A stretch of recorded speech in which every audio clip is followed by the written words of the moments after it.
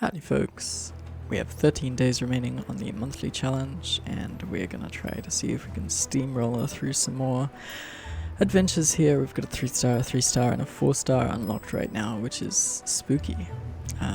They're starting to get pretty tough, but we have some big guns to break out. We have some really good champs down here. This is Viego, it's a 1-fight adventure, and the special rules are Mountain Peak, game start, the foe summons a Targon's Peak, round end, all players draw 1, so we're gonna get to play, it won't let me show you what Targon's Peak is, but Targon's Peak, at the beginning of each round, both players get a random card in their hand, set to 0 cost this turn. So it's a bit of roulette, and my opponent is likely to play some Mist Hydras or whatever big stupid idiot things Viego has in their deck. Lots of removal spells. And also Withstand, which is not very relevant. Round start, grant the foe's units +0/+1. I have legitimately agonized about who to bring into this, so it was really tough. I'm gonna bring Janna. Very simple decision. Just her synergy with cost reduction affects her entire deck is about cost reduction, and has a tendency for that reason to run out of cards before it runs out of mana. So we're hoping that with Janna we can get some Targon's Peak value. We've got an item chest and a Chamber of Renewal up here. Chamber of Renewal gives our champion Spell Shield. I'm probably not very incentivized to go over there because Janna has a really effective play trigger, and keeping her around is not really something that I am super stressed about. Let's check our support champion. So I always like to check out powers before I choose my support, just to make sure I have them in my head. When I play a cost reduced card, I reduce the cost of the top 2 cards of my deck by 1. And when I play a cost reduced card, I grant the weakest ally a +1/+1. So really, we sort of like all we are looking to do is play cost reduced cards. So we are looking for items that reduce costs, and we are looking for any cards that reduce the cost of other cards in whatever way that is. None of which we have right here. Spinning Axes costs 0, so they actually can't have their cost reduced. Death's Hand with Charging Sigil is always nice, but Legion Grenadier with Curse Symbol is somewhat synergistic in that it has this last breath trigger, but I don't really think like attacking with a 6/5 and getting in for 1, trading, getting in for 1 is like really how our deck is going to play out. Darius with extra stats is fine. He's a big overwhelmer. He can wear extra stats pretty well. This is a non-bow here. Yummy has Iceborne Gauntlet, but when you attach a unit, the only things that transfer across are stats and keywords. Anytime you're looking at any item, any relic, anything, and you're trying to attach it, you say, is it a stat or is it a keyword? In fact, is it a positive keyword? Those are the only things that matter. So, yeah, not really anything jumping out to me here. We have 5 rerolls. I'm going to go ahead and use one. What have we got? We do have some favorites of mine. I really like Shen. I would say I famously like Shen. Barrier Reckoner Mark is something of combo. We've got some lifesteal here with Yordle Portal, which is fine. We don't... we have Chi Guardian, which is sort of works with our, sort of like draw cost reduced spells deck, I guess. Yordle Portal is a little bit of a non-combo on account of it doesn't draw. Manifest is not draw. We have a pretty bad Callista pile here. This doesn't look powerful to me. And Azir is interesting because we have a Black Cleaver Azir, and then we have 2 free attackers, which have great synergy with Azir himself. When allies attack someone attacking Sand Soldier, so you get to play your 2/10 Azir, and then next turn you Sandcrafter, attack, get 2 Sand Soldiers. Yeah, things can happen there. I wouldn't mind taking this. I don't think this would be bad. I really just feel like there's some way to do better, though. Especially because Summoning Beacon is again a non-bow with our cost reduction effects. Summoning a follower of my cost from your regions. I think there are, in the game, 3 0-cost followers. Caustic Cask, Ravenous Butcher, and Pesky Spectre. So one from Shadow Isles, one from Piltover and Zorn, and one from Shadow Isles. Again, 2 from Shadow Isles. So Summoning Beacon on a 0-cost Ionia card is actually just not going to do anything. I'm going to reroll. I know I'm over-explaining myself a little bit here, but you'll have to forgive me. This is now really interesting. We've got a couple things going on here. So we don't have any cost reduction from Sejuani, but Sejuani herself does have Mana Deposit, which is pretty hectic. Wolf Rider with Radiant Plate Armor is not... It makes the Plunder trigger worse, but it makes the body quite a bit better. A 5 mana 7/6 Overwhelm is, you know, that's not bad. That gets on the board. Actually, saying it out loud, I like it less. Ruthless Raider with Spirit Stone, also an impressive. Spirit Stone, there's a parlance difference, a terminology difference here. Copy versus exact copy. So when something is an exact copy, it also copies all of the modifications that have been made to a unit. When something is a copy, it just means a copy of the base card, which in Path of Fair Champions does mean the base card with the items on it, but any other modifications will not be copied across from its original source. So I'm looking at Echo here. Storm Calling reduces the costs of our Titanic units, so Storm Calling is a really good item for us. Time Trick is a token with an item on it. And when I say that, what I mean is that Echo, when he strikes, he makes a fleeting Time Trick in hand. So we can make more Time Tricks than if we just had them in our deck, and every single one will have this Storm Calling item. So that's sounding really good. And Echo himself, if we ever do get to leveling up, he will start to make cost-reduced cards, which is pretty interesting. Practical Perfectionist, 3 mana 4/2, make copies of a thing in your deck, Predict, Quick Strike Blade. I think this card is going to be quite bad for us. I think Quick Strike Blade is more likely to be a downgrade for her than an upgrade, but the package as a whole is very interesting. Akshan. Akshan has just 1 billion associated cards, but the one that's on my mind is Font of Power. Draw 2, your cards cost 1 less this round. That can really go off in Janna, but I do admit, to get there we need to play our Akshan, make a Warlord's Palace, count it down to 8. We do have ways to target allies with Janna's champion spell, so that we could get some help there, but, you know, turn into Akshan level 2, make a Warlord's Horde, once again, count it down to 8, and then we will get 1 Font of Power. It will be a great finisher, but I just like reading that all out and looking at the unexciting items on these other 2 cards. I think that might be a bit of a pipe dream compared to this Echo. And I forgot to mention it, but Echo has Bonded Bucklers and he is a quick attacker, so that's something. Alright, this is really interesting. Champion, Chamber of Renewal, or Spells item. I said that Spell Shield wasn't very good on Janna, and I think that's true, but I think it might be really good on Echo. By the way, there is another option here, Survey the Architecture. You can add a Chamber of Renewal to your deck. It's quite a lot weaker than adding an item to your deck. Just the fact that you need to draw the card and pay the 3 mana. Like, yes, it gives you the +2/+1, it gives you the Crystalline Bracer triggers, but items are really, really good. Items are really, really good.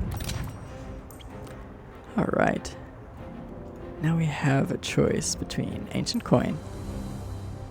You know, I'm a parody of myself, but Ancient Coin is just so absurdly good. I say all the time about how good Ancient Coin is, and I really do mean that, but also in Janna, it's just, I don't know, 4 times as good. Especially because Janna has cost reduction herself from the Scourge's stash we've stacked on her, which is really effective. We're going to put the Ancient Coin on Echo, so we now have a 3 mana 4/2 quick attack, strike, create a fleeting time trick, and Echo, if played on an empty board, is going to give himself +1/+1 from our Eye of the Storm trigger, and it's gonna be really, really, really good. We could take the Colossal Hammer. I genuinely think it's not even in consideration. I think that Ancient Coin is exactly what we would have picked. Ancient Coin or Nomad's Medallion. Nomad's Medallion is probably the only thing that would be better in this spot. Alright, we are against Viego. Viego is a big scary fella, and his level 2 will end the game really quickly. He just starts stealing your biggest units, and you cannot effectively combat him anymore. So we're going to try to avoid that from happening. What do we have here? I'm going to put away Gotcha, because its cost gets reduced when it's drawn, so you really don't like seeing it in your opening hand. Exalted Cloudwinder is interesting, because we don't, unless I'm forgetting something, I don't think the Janna deck has any Farsight alterations from like the base items put in my deck. So I think my turn 1 is going to be draw a champion off Hero's Welcome, and then draw my card for the turn. So I don't think, I don't think Exalted Cloudwinder will trigger, because the Targon's Peak doesn't, the Targon's Peak happens, the draw happens at round end. So I think I'm also going to get rid of Cloudwinder, and then and then I think I'm going to get rid of these other two, because at that point I just really want something I can commit to the board, or even something that can like activate Plunder for me, so that if I draw my Janna, I can think about casting it. Alright, Echo's a good start, Janna's a good start. We could... Why would we time trick now? Why would we not? We would time trick now to try and hit something more expensive than 2 mana in hand off the Targon's Peak at the beginning of next round start. Actually, that sounds reasonable, because we'll also manifest the Titanic unit, and we would like that to get killed by Targon's Peak. So we will manifest a... These are interesting. It's not going to be Golith the Unscalable. I feel like setting ourselves to 12 health and getting a 40-40 in play, effectively, because Golith is formidable, strikes with health. I feel like that will result in losing more games than it wins. I think really I'm only interested in Commander Ledros, because this play trigger on turn 2 sounds really busted. We will just dome our opponent for 20. It will be great. Okay, interesting. So, gosh, we could top this Patrol Wardens, but we draw it this turn, not next turn. So we probably won't be doing that, because we want that cost reduction trigger. It's really important. I could grab Divine Whirlwind, because I can actually... Oh no, it costs 2 less. Yeah. So it just... Fuck. What do we have here? I think we want the extra Echo, because Echo's Cold Shot is actually pretty good for us, creating parallel convergences in our deck. Yeah. I think I'm on board with this. And it gives us an extra chance to hit a free Echo, which I'm pretty sure I'm interested in.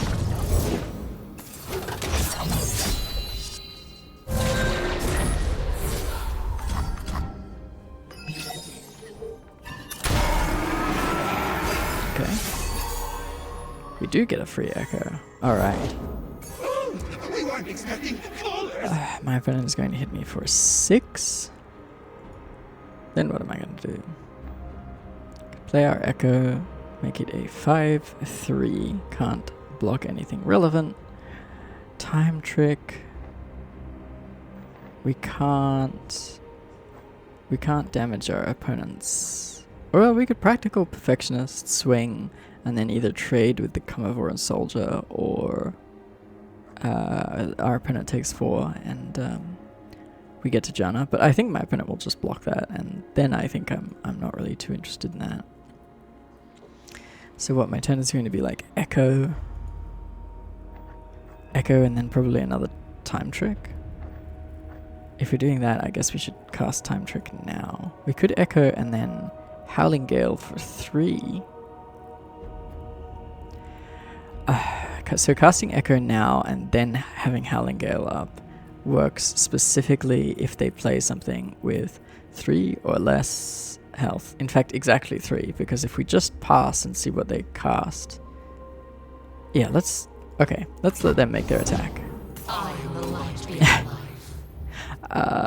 They did play something with exactly 3 health, but I actually don't think we want to kill that. I think we're going to take 8 and just kind of be okay with that.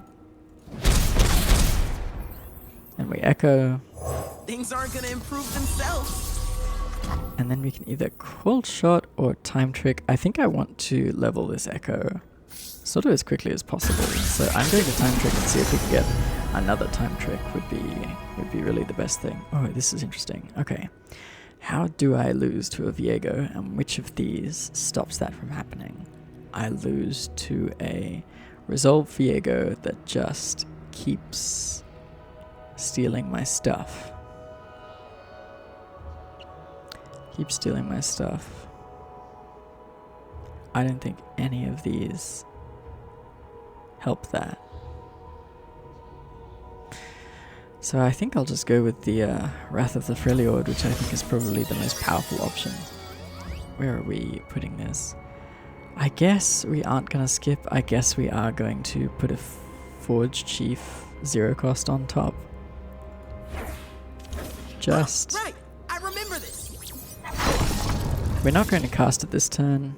We still have an extra slot in hand, so... Oh, actually, maybe we should cast it this turn, because we do, but...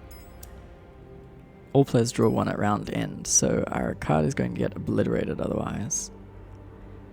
Okay, we lose the Shadow Totem copy. We're the ones who make progress happen. Makes me think I could have played this turn in a better sequence. No! And I don't think that was about information, I just think that was about choices. Alright, we have a 1 mana Gotcha, we have a 2 mana Sump Dredger. I'm loving all of this. We have a 0 mana Howling Gale. Okay. If my opponent wants to play anything, they will need to obliterate one of their own units. So I could Sump Dredger, go down to 9, loot something away. Loot something away. I don't even know what. Maybe just this Practical Perfectionist. Go up to 10 cards again because of this Arcane Knowledge. We would buff the Forge Chief. I think I really don't mind that. I don't think I mind getting on board, and we sort of want to have a turn where we go like Sump Dredger, Gotcha, Howling Gale, and just try to clear a bunch of effective things off my opponent's board. We're not going to have effective attacks this turn because my opponent just has 2 Forge Chiefs to throw in front of something. But it's possible that we can get a useful Echo strike that will put us pretty close to leveling Echo. Alright. Yeah. I know the Practical Perfectionist predicts, which is a hell of a sentence. But, okay. Ooh, that was effective. My opponent turned their turned their ephemeral into a non-ephemeral. That's alright. I think we are sort of just going to do like a fairly blunt thing here of killing everything that my opponent's done. So we're going to have a 5 damage, a 3 damage, and a 4 damage. So 5, 4, 3. That seems pretty straightforward. So we can start with the Divine Whirlwind on the Soul Herder, so that we can the Soul Shepherd, so that we can play our Janna, loot away some cards, and just kind of like see what happens there. All right, Spell Shield on the Echo coming in hard. Pretty lucky. All right. Why are we playing the Janna now? Why would we play it later? I know I ask that sort of question a lot, but you make decisions for reasons, and if you don't slow down once in a while, you will believe that you had no decisions to make, even when you had a lot of them. I think I'm just not really interested in having this Howling Gale again. In fact, I'm actively a little bit worried about Grifter's deck. Shuffling a bunch of copies into my deck. I know I only have 12 cards. I'm just not that scared about decking. I just like, it doesn't seem very realistic for me. That doesn't seem like it's how this game is going to go. So I think we're going to Janna, put back Gotcha, put back Howling Gale. You called and I've I got those answered. two.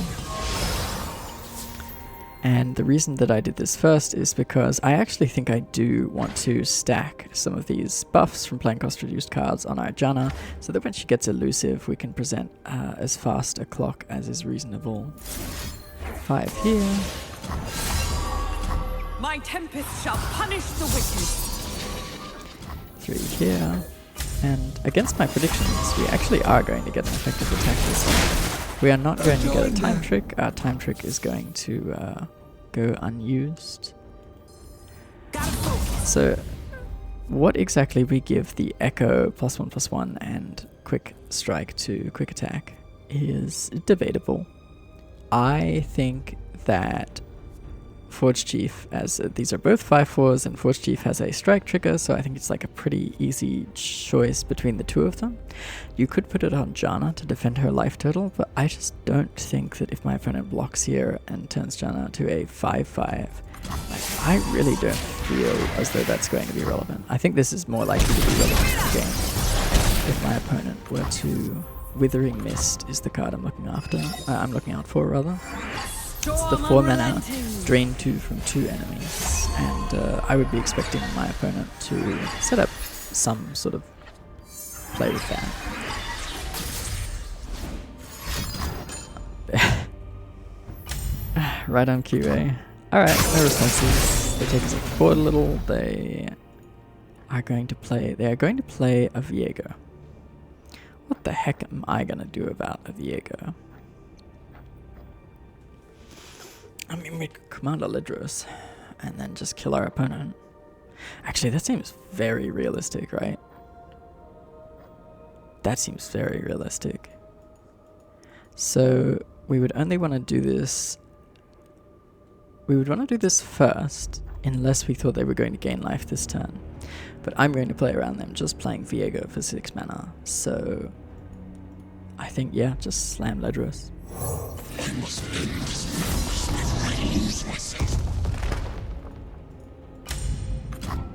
Okay, 13 damage.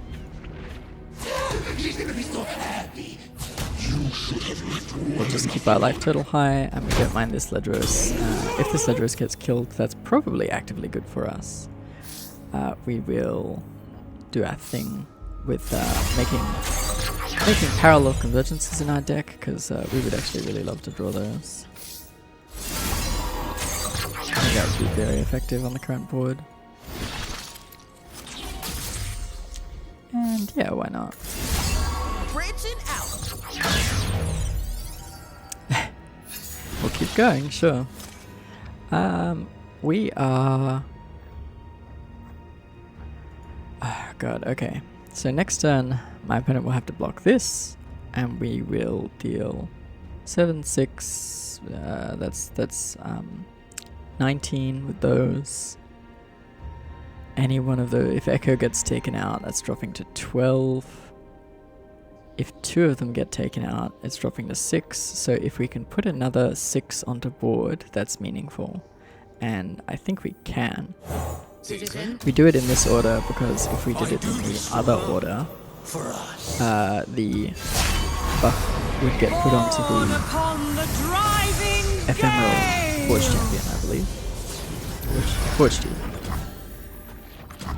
Alright, feeling good about this now. I think we actively want the Ledros back in our hand. A gentle breeze to ease your burden. So, this is... I don't want to lose the game on camera. I'm prideful enough to not want that, but I think casting Parallel Convergence increases our chances of winning. Not Let decreasing. this drug I don't guide think this your is hand. BM. Converging. Why did we? Oh, we got the 6. We got the 6 crystals for Kento Duplicator. I completely forgot about that, honestly. You cannot stop me! Alright, amazing.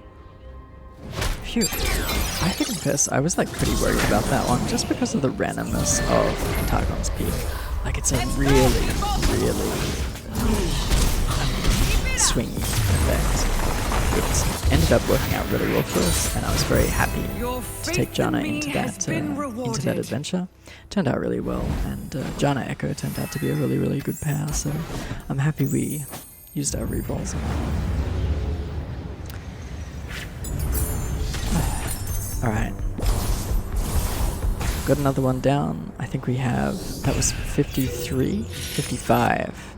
So, 15 to go. I'm looking forward to it. Hopefully I'll have another video out soon.